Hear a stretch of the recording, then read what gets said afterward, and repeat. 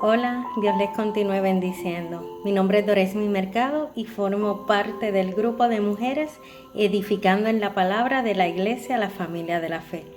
Esta noche hermosa que Dios nos ha dado, quiero compartir contigo un tema que será de mucha edificación, de mucha bendición y liberación a tu vida como lo ha sido para la mía.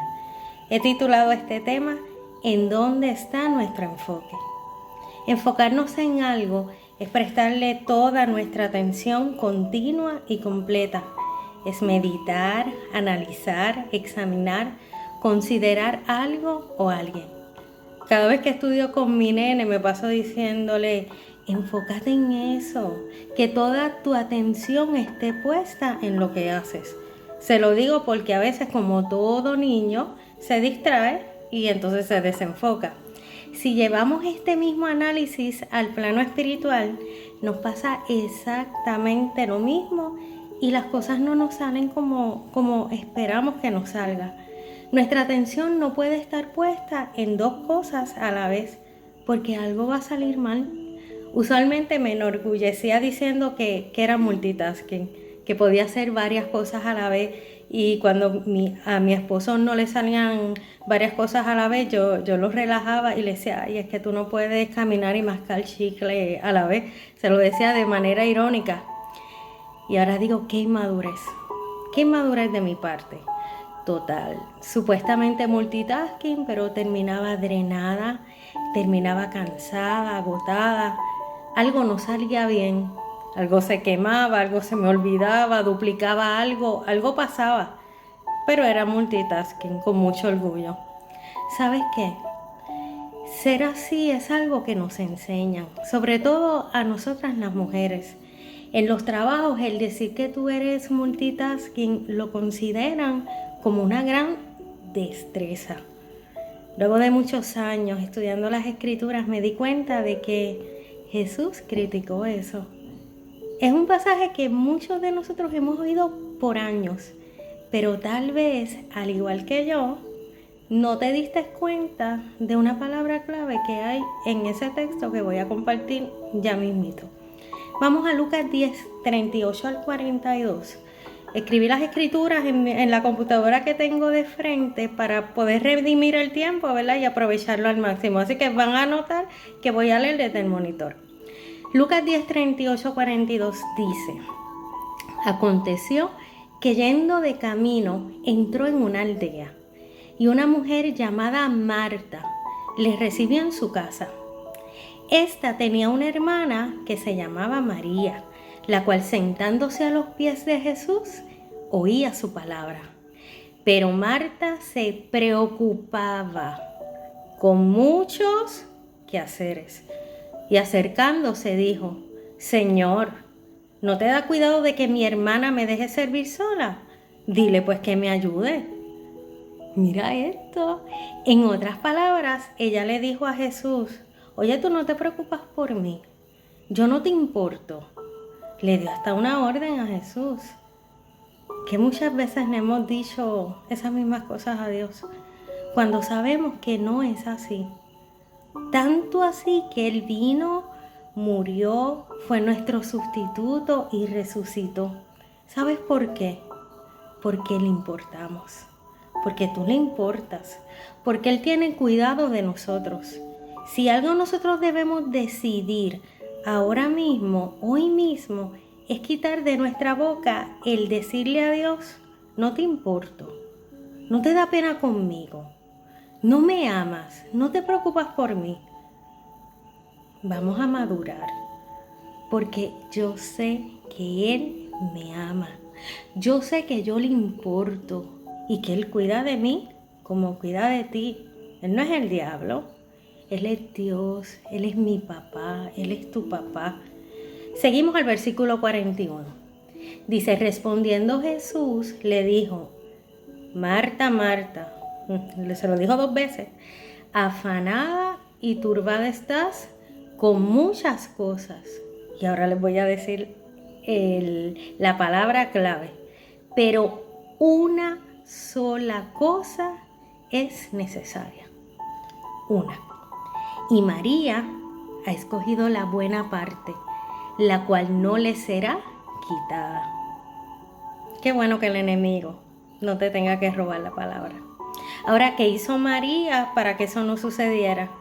Pues según el versículo 39, ella se sentó a los pies de Jesús a escuchar su palabra. Ella hizo una sola cosa, se enfocó en una sola cosa. Sentarse es una posición de que voy a estar haciendo algo sin distracciones, algo a la cual le voy a prestar mi total atención. Qué gran contraste con Marta, perdónenme. Una vez escuché de un predicador una traducción de esta misma escritura, en una versión llamada West. Y cuando él la leyó, esa misma escritura, se la voy a leer. Dice, Marta estando dando vueltas en círculo. Pienso en eso y de verdad que me veo retratada. Al igual que cada uno de ustedes, si somos sinceros, a veces estamos así, en ese afán, corriendo de un lado para otro, haciendo 20 cosas a la vez. En estas semanas, ¿verdad?, que hemos estado en nuestras casas, nos hemos visto así.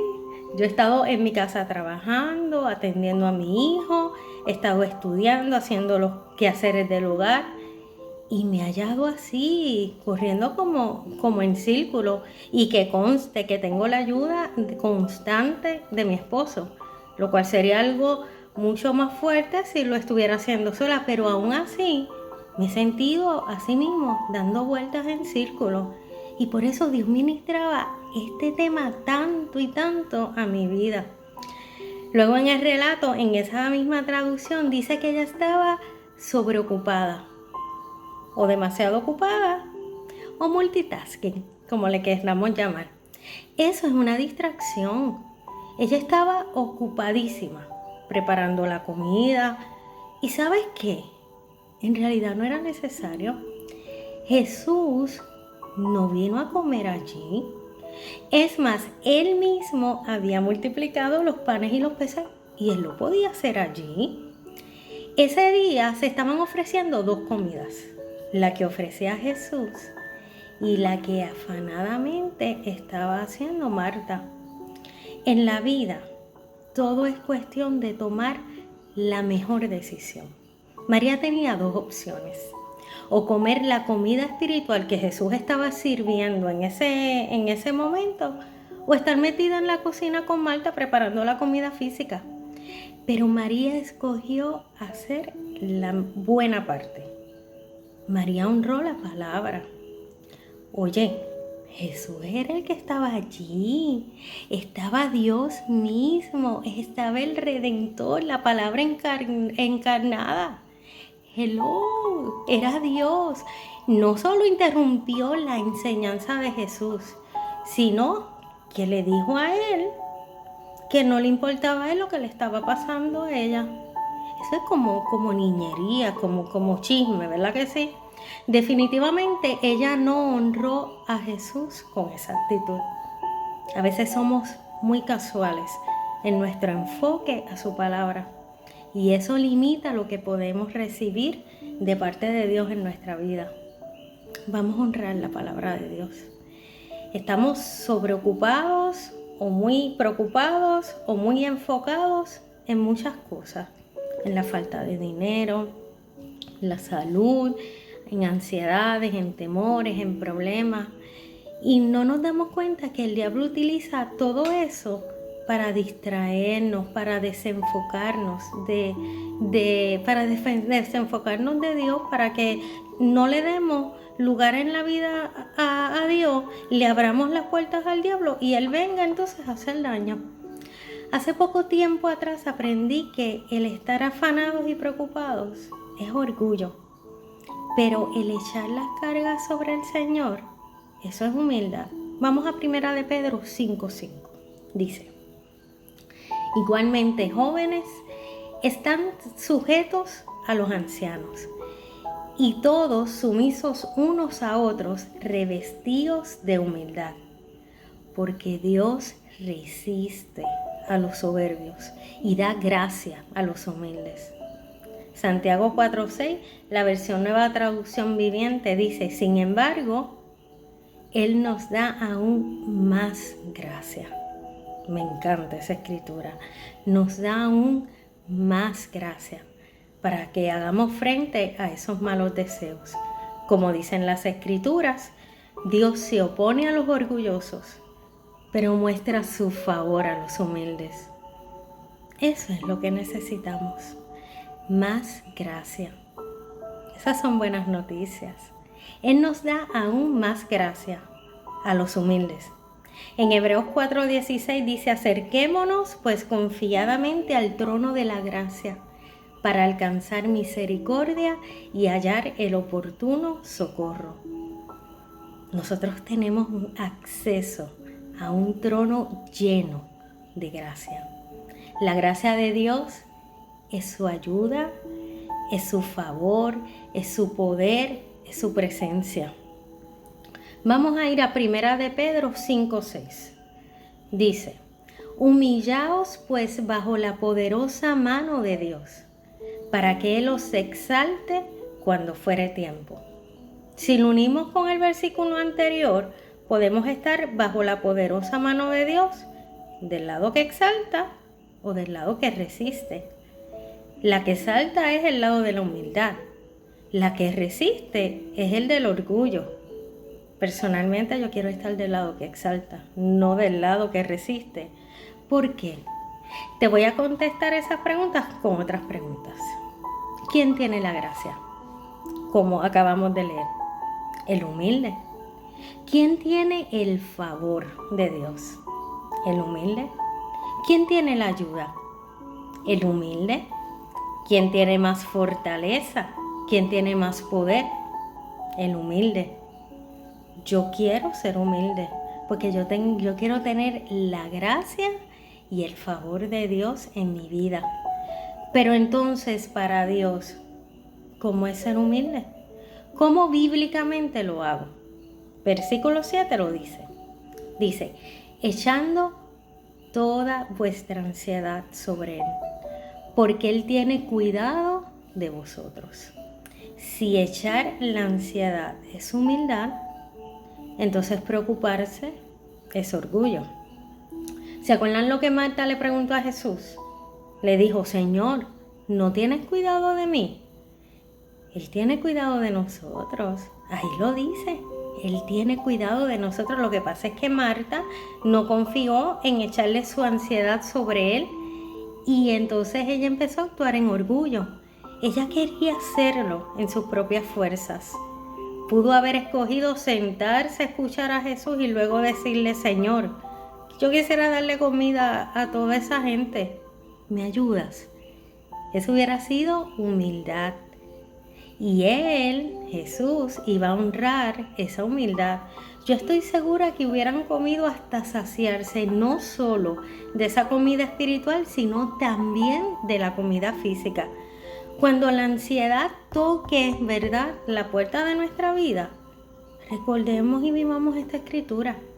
Cuando nosotros nos humillamos, que significa que echamos todas nuestras ansiedades sobre Dios, la gracia de Dios, esa gracia que tanto necesitamos, nos cubre. Hay una escritura que me confronta grandemente desde la primera vez que la leí y se encuentra en Gálatas 2:21. La voy a leer de la Nueva Traducción Viviente. Dice: yo no tomo la gracia de Dios como algo sin sentido. Yo no tomo la gracia de Dios como algo sin sentido. En otras palabras, no voy a frustrar la gracia de Dios. Cuando reconocemos que no podemos con la carga, el nivel más alto de humildad es decirle a Dios: ayúdame, Señor, porque no puedo. Cuando hacemos eso, ¿qué viene sobre nosotros? Viene la gracia. Dios da gracia al humilde. La preocupación por lo que sea, mire, por trabajo, por hijos, por matrimonio, por finanzas, por salud, lo que sea, la Biblia la define como orgullo. Si tú buscas la palabra preocupación en el diccionario, te vas a dar cuenta que la última definición una de las definiciones bien al final, significa lacerar mordiendo. Si sigues leyendo en 1 de Pedro 5:8, vas a entender esa definición. Que se te quede en tu mente esa definición. Le voy a leer 1 de Pedro 5:8. Estén alerta, cuídense de su gran enemigo, el diablo, porque anda al acecho como un león rugiente buscando a quien devorar o lacerar por mordedura. ¿Viste esa conexión? Medita en eso. El tomar la carga y no echarla a Dios hace que nosotros frustremos esa gracia. Esa que en esos momentos de crisis es la que más necesitamos. Frustramos esa gracia cuando constantemente nos preocupamos, cuando nos enfocamos en los problemas, nos acostamos pensando en ellos, no dormimos pensando en ellos, estamos ahí buscando soluciones en la cama, nos levantamos agotados, irritados porque no descansamos. Estamos durante el día con la misma preocupación, diciéndonos cómo yo lo voy a resolver, cómo yo voy a poder pagar eso, qué yo voy a hacer. ¿Puedes ver en quién está el enfoque? En ese tipo de mentalidad está en mí. Y sin embargo, para mí está disponible la gracia de Dios. Esa gracia de Dios, ese que sabe cómo puede resolver todos mis asuntos, todas mis situaciones. Pero cuando nos empeñamos en hacer las cosas a nuestro modo, ¿sabes qué pasa? Frustramos esa gracia. La gracia da un paso hacia atrás y quita sus manos. Lo tiene que hacer. No se va a meter donde hay orgullo. En Proverbios hay un versículo que dice: no seas sabio en tu propia opinión. Busca siempre el consejo de Dios. Busca siempre la guianza de Dios. Vamos a Marcos 4, del 18 al 20. Aquí está hablando sobre la parábola del sembrador, pero yo quiero enfocarme en ciertos versículos, nada más. Vamos al 18. Estos son los que fueron sembrados entre espinos, los que oyen la palabra, pero los afanes de este siglo y el engaño de las riquezas y las codicias de otras cosas entran y ahogan la palabra y se hacen infructuosa. Los afanes de este mundo, las preocupaciones, ¿sabes con qué Jesús las comparó? Las comparó con espinas. Y dice ahí en la palabra que brotan y ahogan la palabra. Ahogar significa sofocar, estrangular, presionar. Cuando alguien lo ahoga, se le empieza a cortar el fluir de la vida. Y muy pronto esa persona no es capaz de decir nada. No te puedes mover. Dejamos que esos afanes nos drenen. Dejamos que entren en nosotros y están estrangulando esa palabra de Dios. ¿Tienes tu Biblia ahí, a la mano? Aquí está todo lo que tú necesitas para restaurarte, para sanarte, para prosperarte, para redimirte, para arreglar toda tu situación, todos tus afanes. Pero has permitido que esos afanes entren en ti y que ahoguen la palabra, que le estrangulen, y no puedes decir nada acerca de tu situación en particular. Y como no puedes decir nada, no puedes declarar la palabra. Satanás puede hacer que esa palabra disponible para ti, para esa solución que necesitas, no funcione, porque no la puedes declarar. No podemos permitir esto, mis amados hermanos. ¿Cómo hacemos para que esos afanes no entren entonces en nosotros? Vamos a Filipenses 4:6. Lo voy a leer de la Nueva Traducción Viviente. Ahí nos da la solución. Dice: no se preocupen por nada. Bueno, pero yo me imagino que por mis hijos sí tengo que preocupar. Bueno, dice ahí: no te preocupes por nada. Bueno, pero mi situación económica me tengo que preocupar porque imagínate cómo voy a pagar las cosas. Dice: no te preocupes por nada. Eso es lo que dice ahí. En cambio, oren por todo. Díganle a Dios lo que necesitan y denle gracias por todo lo que Él ha hecho. Esa es fe. Así experimentarán la paz de Dios. Esa paz es de Dios. La tenemos, la poseemos. Dice, así experimentarán la paz de Dios que supera todo lo que podemos entender. Cuando no hay razones naturales para tener paz, pero como es la paz de Dios, la tienes. Aunque todo el mundo ande corriendo como gallinas sin cabeza, tú tienes la paz de Dios en medio de cualquier situación. La paz de Dios, continuó leyendo, cuidará su corazón y su mente mientras vivan en Cristo Jesús. Esto es para los que viven en Cristo Jesús. Si no le sirves a Cristo, Dios te espera con los brazos abiertos. Cambia rápido de bando. La ansiedad, la preocupación, los temores, miren, van a venir, pero la paz de Dios está en pie. Y si dejas que ella haga su labor, guardará tu mente y tu corazón en Cristo Jesús. Pero tenemos que hacer nuestra parte. No podemos permitir que el corazón se nos llene de angustia. Tú tienes algo que decir. Tú tienes algo que hacer. Hay una versión que dice, no dejes que tu corazón continuamente se inquiete. Declara la palabra de Dios sobre ti, sobre tu situación. En Proverbios dice, la muerte y la vida están en poder de la lengua. Habla vida sobre ti, habla vida sobre los tuyos. Espera lo bueno, no esperes lo malo. Piensa en las cosas buenas, no en las cosas malas. Habla lo que dice la palabra, no lo que dice el mundo. Y mira, ten cuidado con lo que escuchas. Ten cuidado a lo que tú prestas tu atención. Personalmente, en estos momentos, ¿verdad?, que nos ha tocado vivir, yo pongo las noticias los primeros minutos y después lo apago. Y lo hago, ¿verdad?, para estar enterada de lo que está pasando. Pero yo no estoy ahí oyendo y más de lo mismo y más de lo mismo. Porque la palabra dice, sobre toda cosa guardada, guarda tu corazón, porque de él mana la vida. Hay una versión que dice, sobre toda cosa guardada, cuida tus pensamientos porque ellos controlan el rumbo de tu vida. Y es cierto. Mira cómo funciona esto de la preocupación.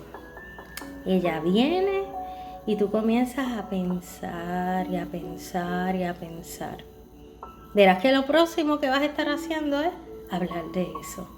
Y hablar de lo mismo y de lo mismo. ¿Y sabes qué? Ahí ya la preocupación está en ti. Lo que tú hablas es lo que tú engrandeces en tu vida. Te voy a dar una ilustración de esto que escuché de un pastor. Imagina que tienes una lupa y tú la pones, ¿verdad?, sobre las palabras. Te pregunto, esas palabras, las palabras que están en el libro, ¿en realidad cambiaron de tamaño? ¿En realidad se hicieron grandes? No, se hicieron grandes para mí.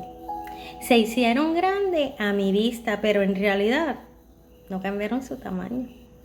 Así pasa con todo lo que hablamos y hablamos y hablamos, al punto de que te preocupas y te preocupas y te preocupas y te presionas y te angustias, sean cosas financieras, sean cosas matrimoniales, de crianza, de salud. Mientras más hablas acerca de eso, más lo magnificas, más lo engrandeces, más lo aumentas, más grande se va a hacer en ti, para ti, a tus ojos. Como le has dado voz y pensamiento continuo, es lo único que puedes ver. Tú no estás cambiando el tamaño de la situación, pero cuando tú pones esa situación al lado de Dios y te enfocas en Él, te enfocas en Dios, entonces esa situación se va a empequeñecer. Entonces comienzas a darle voz continuamente, no al problema, sino a la palabra de Dios. Y lo empiezas a hacer día a día, momento a momento. Te acuestas ya no pensando en la situación, sino pensando en la solución que te dio la palabra. Empiezas a descansar en su paz. Empiezas a descansar en Él. Empiezas a reposar. Llega el momento, oye, porque no es instantáneo, pero llega el momento en que has hecho a Dios tan y tan grande que lo único que tú ves es eso.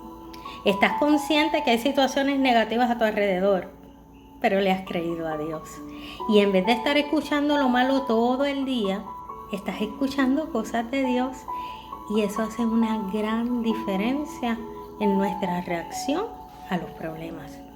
Isaías 26:3 dice: tú guardarás en completa paz, completa, aquel cuyo pensamiento en ti persevera, porque en ti ha confiado. Vamos a Mateo 6:24-25. Ninguno puede servir a dos señores, porque o aborrecerá al uno y amará al otro, o estimará a uno y menospreciará al otro.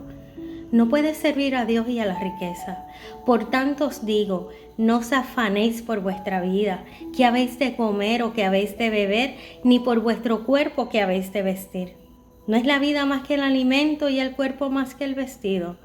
La gente pudiera decir: oye, pero es natural que me preocupe. Eso mismo es, puramente natural, nada sobrenatural. Y esa no es la vida que Dios nos ordenó vivir.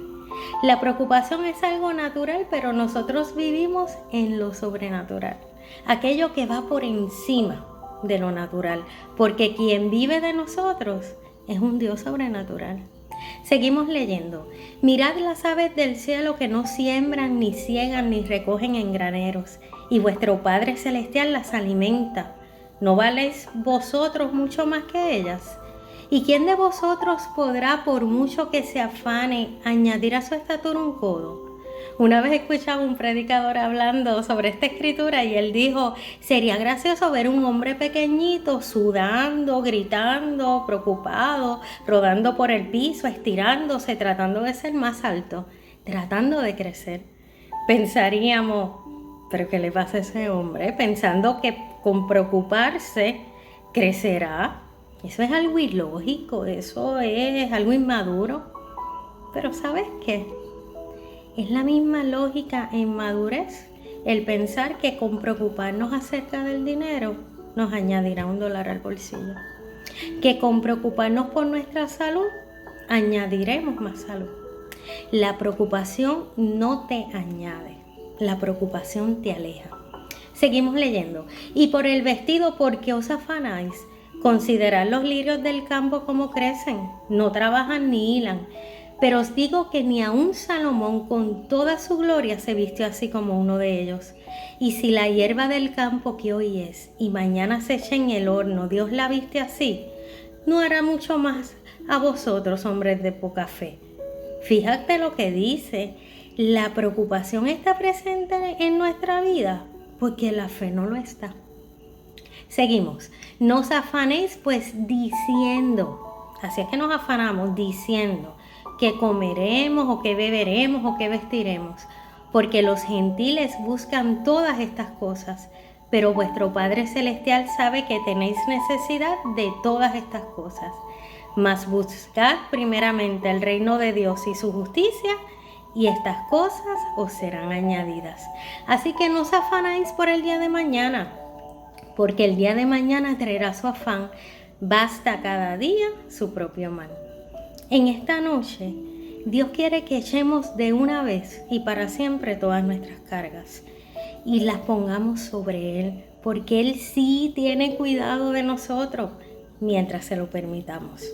Hagamos un intercambio de coronas con Jesús.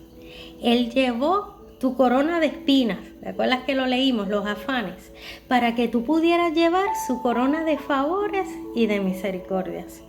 Yo tomo una decisión personalmente. Yo no voy a frustrar la gracia de Dios en mi vida. Y espero que tú tomes también esa decisión. La fe trabaja por el amor. La fe trabaja cuando tú comprendes cuánto te ama el Señor. Donde no hay revelación de ese amor de Dios por ti, no puede haber fe. Y sin fe no se puede recibir de Dios. ¿Entiendes cuánto Dios te ama? ¿Quieres ver tu fe aumentando? Métete en la palabra, aférrate a la palabra, aférrate a Dios, créele a Dios.